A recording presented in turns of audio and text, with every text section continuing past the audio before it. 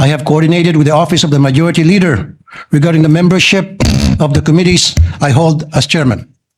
In fairness to the Majority Leader's office, they have extended all efforts to formalize the election of the members of the Committee on Public Services and Migrant Workers. What disturbs me is that it is the inaction of the minority floor leader to confirm these memberships that holds important LEDAC bills hostage, such as the Department of Water, crucial franchise bills, and the OFW reintegration bills. To my colleagues in the minority, maraming salamat po for your confirming your intent to join my committee. But to the minority leader, my good friend, Senator Alan Peter Cayetano, it is time that we cooperate so that we may get back to legislating. If you have time to go on FB Live, maybe you have time to confirm or give the go signal to your minority members. Kasi Mr. President, pabalik-balik na po yung staff ko sa office ni Senator Peter Alan Cayetano para kumuha raw ng go signal nang sa gayon yung kanyang mga members ay ma-elect na sa committee ko. And all of them were saying we're more than happy and willing to sign, pero ayaw ni Senator Cayetano, Alan Cayetano.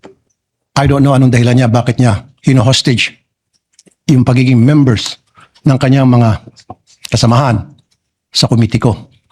Hino-hostage niya po yung mga LEDAC bills sa kanyang pagtanggi na bigyan ng go signal ang kanyang mga kasamahan sa minority para pumirma.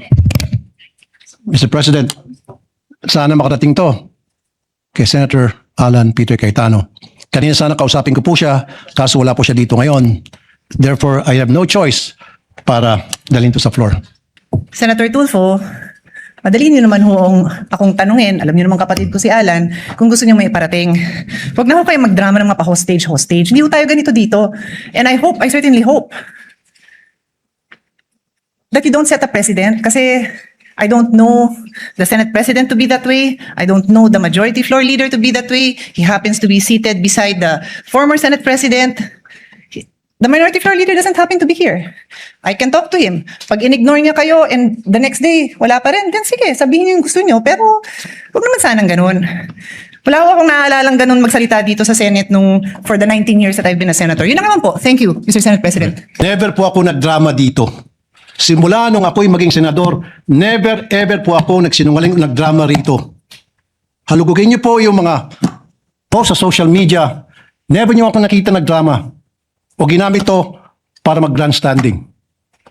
Alam niyo po yan. Alam na lahat ng tao rito. Sino ang nagdadrama? Tumingin muna kayo sa salamin bago kayo magsalita. Salamat po.